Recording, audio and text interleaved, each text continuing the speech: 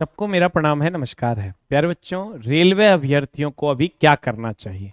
बहुत सारी चीजों का ध्यान रखना चाहिए और अपने कर्म पथ पर चलना चाहिए।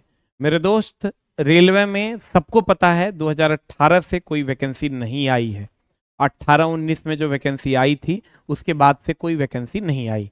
मेरे दोस्त, 2014 में चुनाव था, 14 में वैकेंसी आई थी। 2019 में चुनाव था, 2018-19 में वैकेंसी आई थी। अब 2024 में चुनाव है, 2023-24 में वैकेंसी आएगी। ये पहले से फिक्स है। मेरे दोस्त, आप कहिएगा क्यों आएगी, नहीं आएगी वैकेंसी, कभी नहीं आएगी वैकेंसी? तो ये तो कॉमन सेंस यूज करने की जरूरत है मेरे दोस्त, कि क्या 2018 से लेकर 2024 तक कोई भी रिटायर नहीं किया? क्या कोई पोस्ट खाली नहीं हुआ? आप कहिएगा सर प्राइवेटाइजेशन हो गया। तो मेरे दोस्त, क्या प्राइवेटाइजेशन सेफ्टी कैटेगरी का हुआ है? कभी नहीं हो सकता है। क्या किसी के हाथ में ट्रेन दे दिया जाएगा और वो ट्रेन चलाएगा? क्या किसी के हाथ में ट्रेन को ठीक करने की जवाबदेही दे दी जाएगी? ये कभी नहीं हो सकता है। 100 बार, बहुतों बार रेलवे मिनिस्टर ने ये बयान दिया है कि रेलवे में सेफ्टी कैटेगरी का प्राइवेटाइजेशन कभी नहीं होगा। तो मेरे दोस्त, इससे ये साफ होता है कि 6 साल में जो लोग रिटायर किए हैं उनके बदले वैकेंसियां आनी है। बस सरकार इसको इलेक्शन के लिए यूज करती है, इसलिए इलेक्शन के समय ये वैकेंसियां दी जाती है। जैसे 14 में चुनाव था तो 14 में वैकेंसी आई थी, 19 में चुनाव था तो 18-19 में वैकेंसी आई थी, अब 24 में चुनाव है तो 23-24 में वैकेंसी आनी है।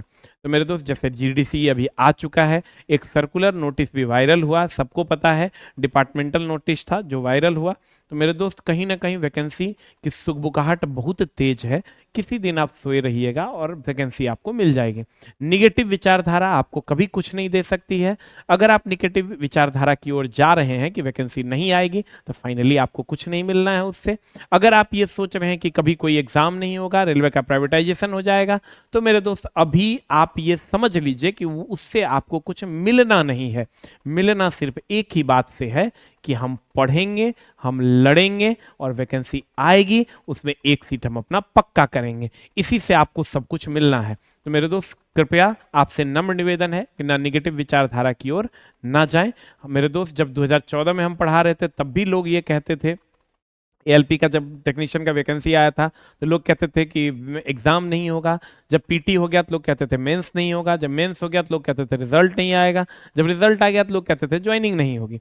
देख लो, 18-19 में भी वही हुआ, वैकेंसी नहीं आएगी। जब आ गई तो भैया एग्जाम नहीं होगा, एग्जाम हो गई तो भैया रिजल्ट नहीं आएगा, रिजल्ट आ गई तो भैया ज्वाइनिंग नहीं होगा, मेंस नहीं होगा, मेंस आ गया हो गया। मतलब एक प्रोसेस है मेरे दोस्त। जब नहीं आता है तो लोग ये कहते हैं कि नहीं आई है, लेकिन इसमें कहीं ना कहीं सरकार की गड़बड़ियां हैं, ये मैं भी मानता हूं, ये आप भी मानते हैं, लेकिन क्या करेंगे, सरकार भी अपनी है।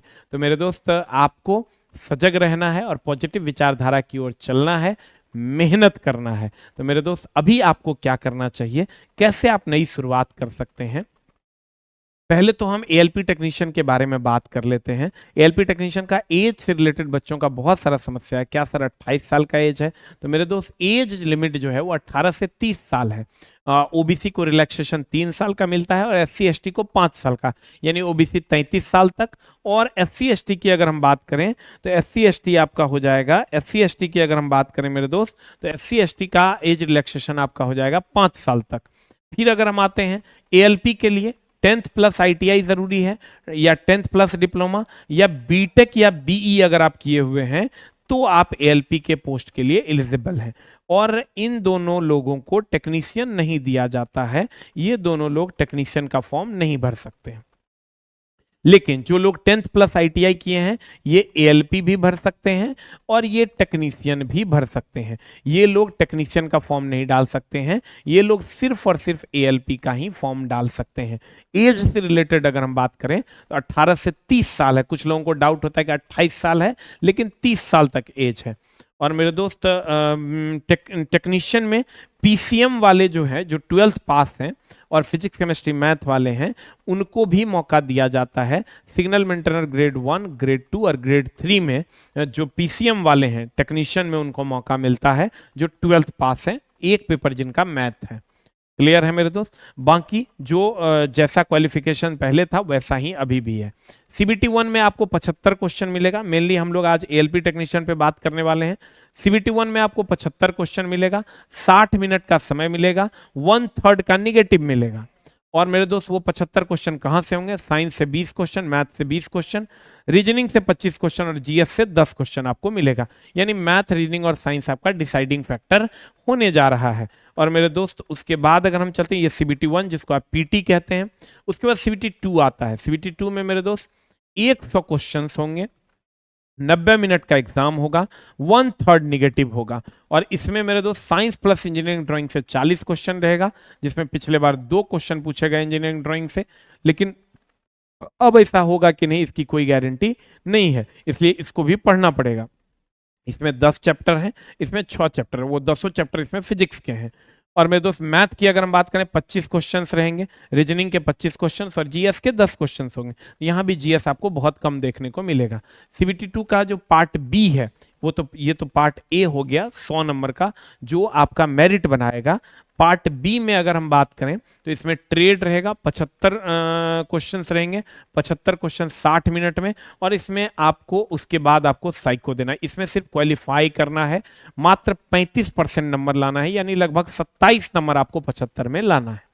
मात्र 35% आपको नंबर लाना है ट्रेड में। आपका जो मेरिट बनेगा वो सीबीटी 2 से बनेगा, जो 100 नंबर का होता है, जिसमें 40 नंबर का आपका साइंस और इंजीनियरिंग ड्राइंग है, जिसमें साइंस के 10 चैप्टर हैं और 10 के 10 फिजिक्स से हैं। तो मेरे दोस्त क्या क्या होगा? पहले सीबीटी 1 होगा जो 75 नंबर का होगा, फिर सीबीटी 2 होगा। सीबीटी 2 दो पार्ट में होगा, पार्ट ए और पार्ट बी। पार्ट ए में आपका 100 नंबर का होगा ये, जिससे मेरिट बनेगा। पार्ट बी में आपका ट्रेड रहेगा, लेकिन ट्रेड पास कीजिएगा तभी आप पार्ट ए का आपका कॉपी चेक होगा, इसलिए ट्रेड में पास करना अनिवार्य है। उसके बाद फिर आपका एएलपी है तो साइको होगा, टेक्नीशियन है तो फिर आपका साइको नहीं होगा। मेरे दोस्त केवल एएलपी टेक्नीशियन पर अगर आपको प्रहार करना है तो एक लाइन में आप समझ लीजिए कि बेस्ट प्लान क्या है। प्लान क्या है मेरे दोस्त? पहले तो सीबीटी 1 75 क्वेश्चन का आपका नॉन टेक होगा, फिर आपका सीबीटी 2 हो जाएगा। सीबीटी 2 में आपका 2 पार्ट में होगा। 2 पार्ट में क्या क्या होगा? पार्ट ए में 100 क्वेश्चन नॉन टेक का रहेगा और पार्ट बी में आपका 75 क्वेश्चन ट्रेड का होगा। ये पहले आप ये पास करेंगे, ये पास करने के बाद आप इसको क्वालिफाई करेंगे 35% मार्क्स के साथ, और तब यहां से आपका मेरिट बनेगा। अगर आप इसमें फेल हो जाते हैं तो ये आपका चेक नहीं होगा, इसलिए इसमें पास करना अनिवार्य है। फिर चलते हैं थोड़ा सा आगे। आगे जब मेरे दोस्त चलते हैं तो सफलता के लिए क्या क्या पिलर है आपका? तो ट्रेड आपका इलेक्ट्रिशियन, फिटर, डीजल, जो भी आपका ट्रेड है, तो आपको साइंस को बहुत बेहतर करना होगा, मैथ को बहुत बेहतर करना होगा, रीजनिंग को बहुत बेहतर करना होगा। ये 3 पेपर को आपको बहुत बेहतर करना होगा और ट्रेड में सिलेक्टेड उतना पढ़ लेना पड़ेगा जिससे आप 35% मार्क्स ला सकते हैं। जीए उतना इंपॉर्टेंट नहीं होगा, लेकिन इंजीनियरिंग ड्राइंग आपको पढ़ना पड़ेगा। ये भी उतना इंपॉर्टेंट नहीं होगा, लेकिन आपको मैथ, रीजनिंग, साइंस और इंजीनियरिंग ड्राइंग, ये 4 आपको पढ़ना पड़ेगा। इंजीनियरिंग ड्राइंग हो सकता है इस बार 2 नंबर से ही पूछा, अगला बार हो सकता है 40 में से 20 पूछ दे, इट में भी पॉसिबल। तो इंजीनियरिंग ड्राइंग को आप इग्नोर नहीं कर सकते।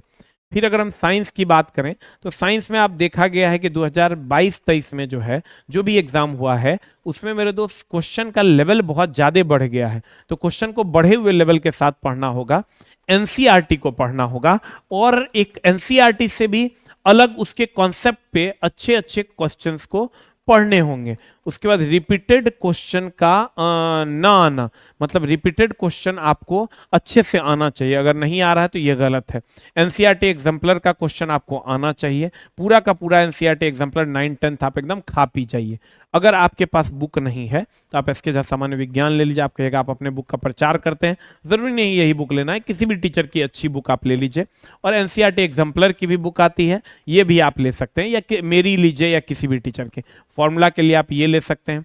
लेकिन मेरे दोस्त आप एक लाइन का बात यही समझ लीजिए कि आपके कुछ सवाल हैं कि साइंस में अच्छा स्कोर करने के लिए कैसे पढ़ना चाहिए। साइंस को कॉन्सेप्चुअली स्ट्रांग करना होगा, एनसीईआरटी को बेस बना के पढ़ना होगा, तभी आप साइंस में अच्छा स्कोर कर पाइएगा। दूसरा सवाल है, ग्रुप डी में जिस तरह के सवाल पूछे गए क्या उसी तरह के एलपी में पूछे जाएंगे? जी हाँ, उसी तरह के या उससे अपर लेवल के सवाल पूछे जाएंगे, इसलिए आपको एकदम मेंटली उसके लिए तैयार रहना है। छोटे मोटे बुक्स पढ़ने से नहीं होगा। छोटे मोटे टीचरों से भी पढ़ने से नहीं होगा मेरे दोस्त। एक लेवल के टीचर जिसको आप गुरु मानते हैं, जो लगता है कि ये लेवल का पढ़ा सकते हैं, आप उनसे पढ़िए, तभी अब आपका रिजल्ट होगा मेरे दोस्त। फिर कहते हैं फ्रेशर्स स्टूडेंट और ड्रॉपर स्टूडेंट। फ्रेशर्स स्टूडेंट जो इस बार पहली बार एएलपी देंगे, ड्रॉपर स्टूडेंट वो स्टूडेंट होते हैं जो पिछले बार एएलपी दिए थे और अभी वेट कर रहे हैं फिर वैकेंसी का। तो फ्रेशर स्टूडेंट जो पहली बार देंगे वो सभी विषयों के सिलेबस को कंप्लीट कर लीजिए। टारगेट ये रखिए कि मुझे बैच एक ही बार करना है, लेकिन पूरा का पूरा खत्म करना है, कुछ भी छोड़ना नहीं है। बनाए गए नोट्स का लगातार रिवीजन कीजिए, रटने से बचिए और चीजों को रिलेट करके पढ़िए, एक दूसरे से रिलेट करके पढ़िए और वीक एरिया को मार्क करिए और उस पर काम कीजिए, तब जाके आपका रिजल्ट होगा। फिर से समझ लीजिए, सिलेबस को पूरा पढ़िए, एक बार में बैच कंप्लीट कीजिए, रिवीजन कीजिए, रटिए नहीं, रिलेट करके पढ़िए और मेरे दोस्त बढ़िया से जो एरिया आपका कमजोर है उसको मार्क करके फिर से बढ़िया से पढ़िए। फिर अगर हम आते हैं ड्रॉपर स्टूडेंट, ड्रॉपर स्टूडेंट वो स्टूडेंट होता है जो पिछले बार एएलपी दिया था लेकिन उसका नहीं हुआ। उसको क्या करना चाहिए मेरे दोस्त? रणनीति को बदलिए, जो रणनीति से आपने पिछले बार तैयारी की थी उसको बदलिए, लेवल को बढ़ाइए और बढ़े हुए लेवल के साथ पढ़िए। बढ़े हुए लेवल के साथ पढ़िएगा तो नीचे के स्तर के सभी प्रश्न आराम से बन जाएंगे। फिर कहता है प्रीवियस क्वेश्चन को का एनालिसिस कीजिए, प्रीवियस ईयर जो अभी 22-23 में जो एग्जाम हुआ है उसका एनालिसिस कीजिए, वीक एरिया पर फोकस करिए और उसको उसका नोट्स आप अलग से बनाइए जितना भी वीक एरिया है, क्योंकि 30/75 इस पर विचार कीजिए। मतलब ये जो आपका 30/75 है, मतलब 30 दिन में 75 नंबर को बहुतों बार रिवीजन कर लीजिए पीटी का, अब फिर उसके बाद मेंस पे आप लगिए। वैसे ही 30 दिन में 100 नंबर को बहुतों बार रिवीजन कर लीजिए, तब जाके आपका काम मेरे दोस्त होगा। फ्रेशर्स एंड ड्रॉपर्स स्टूडेंट की अगर हम बात करिए, सेक्शनल वाइज मॉक टेस्ट जरूर लगाइए आप। सेक्शन वाइज जैसे मैथ का 25 मॉक टेस्ट लगा लिए, रीजनिंग का 25 मॉक टेस्ट लगा लिए, साइंस का 25 मॉक टेस्ट लगा लीजिए। दूसरा, मिनिमम 5 बार आप रिवीजन कीजिए, कॉन्सेप्ट पूरा क्लियर कीजिए, स्पीड और एक्यूरेसी में सुधार कीजिए और मन का भय एकदम खत्म कीजिए कि मेरा रिजल्ट नहीं होगा। मेरे दोस्त, previous year questions every subject का रेलवे एग्जाम का जरूर पढ़िए, लास्ट 5 साल का तो एकदम पढ़िए, फुल लेंथ का मॉक टेस्ट मारिए, ज्यादा से ज्यादा मॉक टेस्ट लगाइए, एनालिसिस करिए प्रत्येक क्वेश्चन का, जिस सेक्शन में ज्यादा समय लगे उसको मार्क कीजिए। ये सब चीज करने से आपका कॉन्फिडेंस अपने आप बढ़ जाएगा और रिवीजन तो कम से कम 5 बार कीजिए। अपने समय को बर्बाद एकदम नहीं करना है मेरे दोस्त, लग जाना है। हम बार बार कहते हैं निगेटिव विचारधारा से आपको कुछ नहीं मिलना है, सिर्फ और सिर्फ पॉजिटिव विचारधारा ही आपको आगे लेकर जा सकती है। मेरे दोस्त, पूरा सिलेबस को एक बार कंप्लीट कर लीजिए, सेक्शनल मॉक टेस्ट मारिए, फुल लेंथ मॉक टेस्ट मारिए। आप विश्वास कीजिए ना दोस्त, 6 साल से वैकेंसी नहीं आई है, बहुत लोग रिटायर कर गए हैं, वैकेंसी देना तो अब मजबूरी भी है और जरूरत भी है सरकार की। इसलिए मेरे दोस्त, आप खूब मन लगा के पढ़िए, आपका रिजल्ट 100% होबे करेगा, ठीक है। और एकदम हम आपको विश्वास दिलाते हैं कि एक दिन आप हमको मिठाई खिलाने जरूर आइएगा, हमको उस दिन का इंतजार रहेगा। तब आप ये कहिएगा कि जी सर, आपने जो मोटिवेटेड हमको रखा, जो पढ़ने के लिए प्रेरित किया, इसके लिए आपको धन्यवाद है। वही धन्यवाद सुनने के लिए हम हमेशा कोशिश करते हैं, सभी टीचर कोशिश करते हैं। इसलिए मेरे दोस्त, खूब मन लगा के पढ़िए। मैं रेल राजा SK झा आपके ज्वाइनिंग लेटर का इंतजार करूंगा। Thank you very much, love you all, नमस्कार।